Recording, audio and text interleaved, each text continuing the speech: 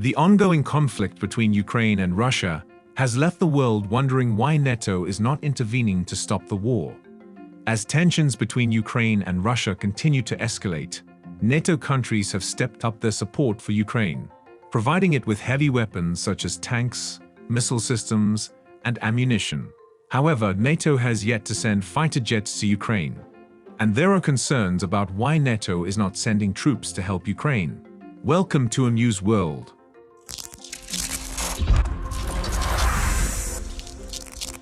In this video, we will explore why NATO is hesitant to intervene in the Ukraine-Russia war. What is NATO? NATO, or the North Atlantic Treaty Organization, is a military alliance formed in 1949 by 12 countries, including the US, UK, Canada, and France. Its main goal is to protect its member states and help them if they come under attack. NATO's original goal was to challenge Russian expansion in Europe after World War II, and after the Soviet Union's collapse in 1991. Many of the Eastern European countries that used to be Russia's allies in the Warsaw Pact group were granted NATO membership.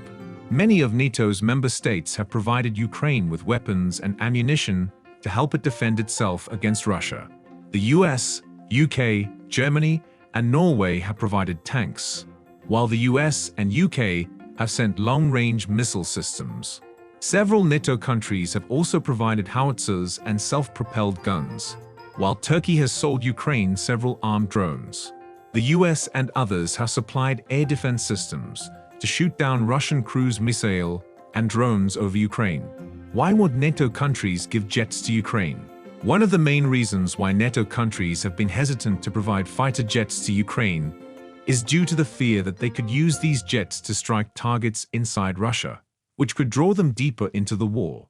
Moreover, it takes a lot of time to train pilots, and the planes need a great deal of maintenance.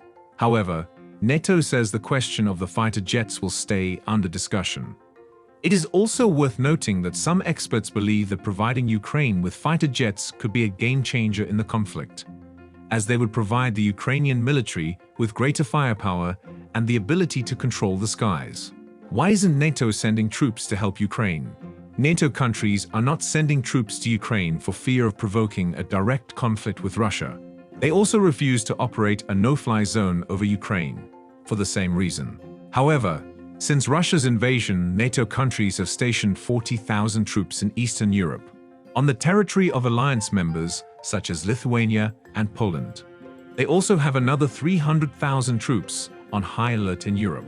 One of the reasons why NATO countries are hesitant to send troops to Ukraine is that they feel it could lead to a direct confrontation with Russia, which could have serious implications for global security. Furthermore, sending troops to Ukraine would be a significant escalation of the conflict and could result in a much larger and bloodier war. Why isn't Ukraine in NATO? Ukraine has been seeking NATO membership for several years now, but it has faced numerous obstacles along the way. NATO told Ukraine in 2008 that it could join the bloc at some point in the future, but declined its recent request for fast-track membership.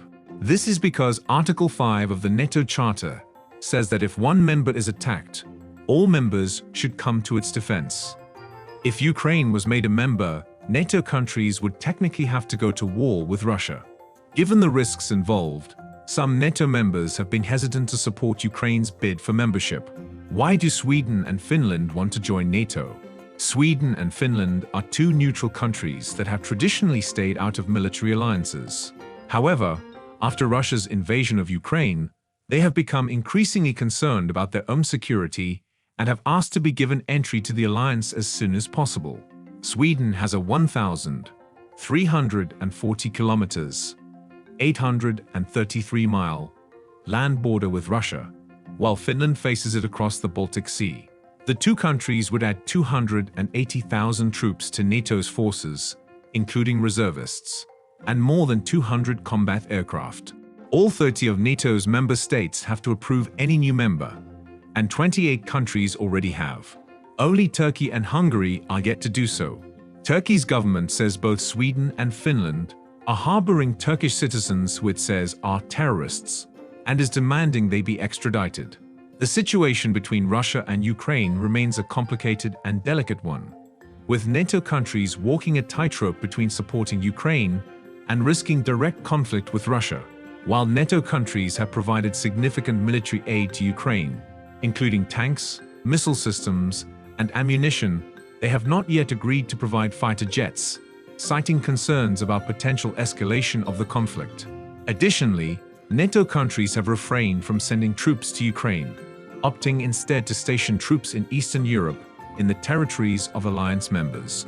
The question of Ukraine's potential membership in NATO is also a contentious one, with the alliance declining Ukraine's recent request for fast-track membership due to concerns about triggering Article 5 of the NATO Charter and the potential for war with Russia.